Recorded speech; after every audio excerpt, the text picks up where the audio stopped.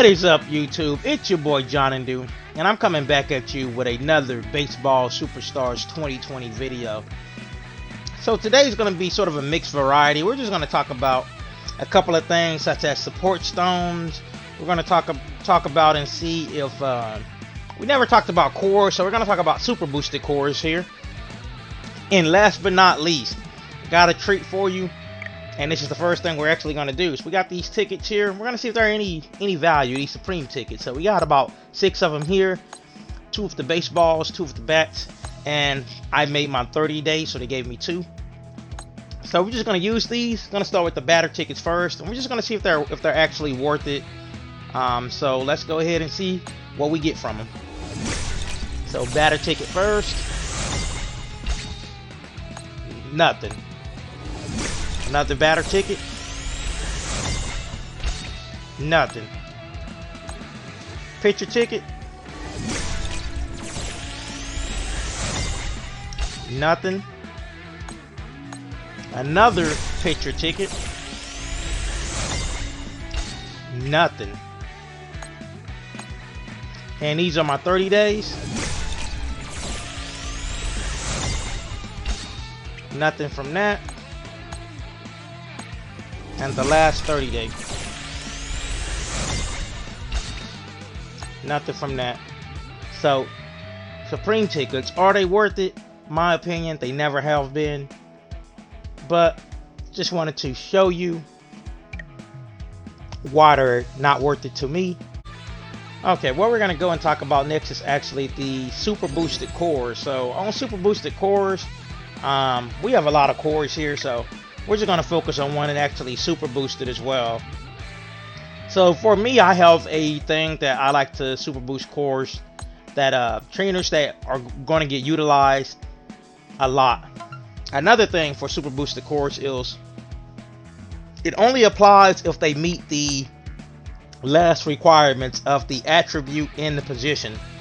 So if it's something of the nature of a mental third base, if you wanted to get Anubis, of course, it could be a mental or a intelligence third base, then he will get boosted from either or on the super booster. But he does have to be that attribute in that position. When I was new, I didn't know what super boosted cores was, and I just super boosted a lot of stuff, and it turned out to be worthless. So one thing to remember, they have to be both. So we'll go to one if we find a good one. Okay, so we have this one, and I did start on it a little bit. I want to go ahead and finish this one. So with this one, as you see, this meets all those requirements. This is a mental third base. This is one I'm super boosting for Anubis, of course. And like I said, I did work on it a little bit. Haven't finished it to completion yet, but we're going to go ahead and finish it to completion. So these little old super booster cores, you get that from trade offers. So you need to make sure that you are putting in good things on a trade offer. So I have a trade offer video as well. Make sure you're maximizing those trade offers to where you get the biggest bang for your buck on trade offers. So you should only really focus on doing, if you're in game, you should only focus on doing the S and the SS trade offers. Anything else is worthless. You know, don't really focus too much on the A trade offers if you get those. I always try to do an S or an SS. If you have those SS trade offers and you are capable of putting in R's, please by any means do so. Even if you drop in a high SSS and you have some friends that are high ranking, they may help you out, because that has been done for me plenty of times. So let's go ahead and get this one super boosted up to max. So we're going to go ahead and super boost it again. So as you see, it's going to say all stats plus skill points plus 10. So super boosted cores add a tremendous value. This is the reason why when you're doing PvP and you're seeing Korea with a lot of RR and triple R, when you do see that rare occasion, it's because they have all super boosted cores. They are helping them out tremendously. It's a slow game though. You do not get these from playing more or anything. You know, this is not even a paid to win type thing that you can do. Super boosted cores are just going to come to you from playing the game normally, getting trade offers. It's basically a time gap. But that's super boosting cores and what you want to focus on. Remember, attribute and position, both is needed for your trainer to benefit from that super boosted core. Okay guys, last but not least, we're going to go ahead and focus on the support skills.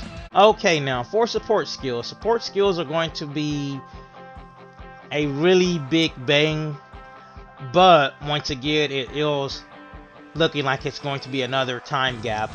Only way to get these are from opening up boxes and you'll get some cores.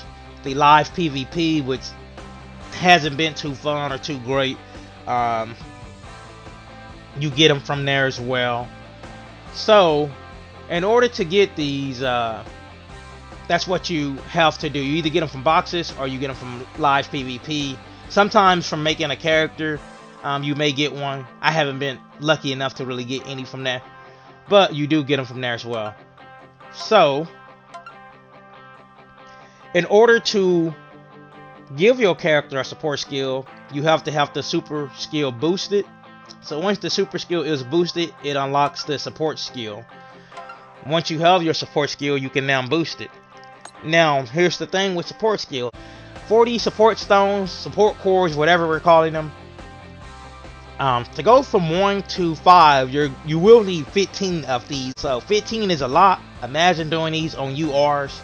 On URs, I would suggest only doing them for pitching first. Once you get all your pitching situated and done, where you have them all boosted, then move on to your first, second, third catcher type positions. But for me, since my deck, I don't really use any SSRs for my pitching decks, I'm going to go ahead and boost up my SSR catcher, which I'm nearing an R on that position. So we're going to go ahead and activate it. So as you see, we only got that one upgrade. I'm going to try it again. Only one upgrade. And as you see, it's going up by one. Like I said, it'll take a total of 15 at the end. So there we have it. We have our support skill to 5. One of the things that's nice about this, unlike the super skill, it doesn't fail. So at least you're not wasting resources on that to get it up. It's just going to automatically go up as you level it up. But that's going to be it for support skills as well. As you know, once you play the game, you will focus on getting that trainer to 100 affinity. Once they are at 100 affinity, then they will provide you that support skill that you have. And it's been very big, like very big upgrades on it. I believe with this, I could possibly make a RR catcher, and I'll show you my deck on this as well. Okay, so this is my R5 catcher that I made from this deck.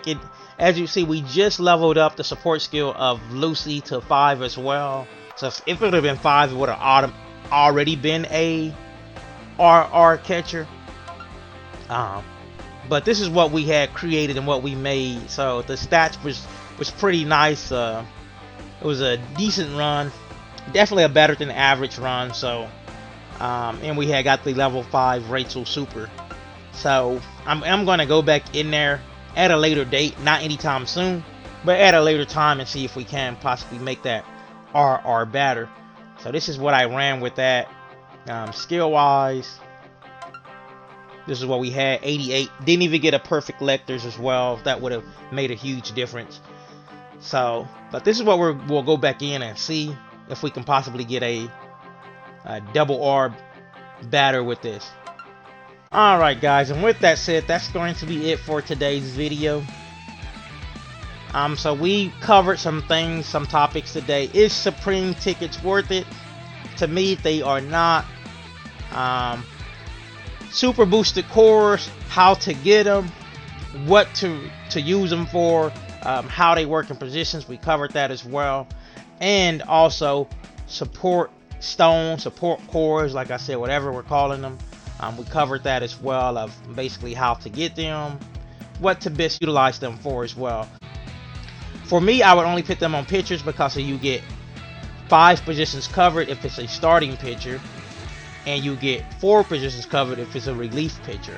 So meaning you get the most bang for your buck pitting those support skills on them first before any other position.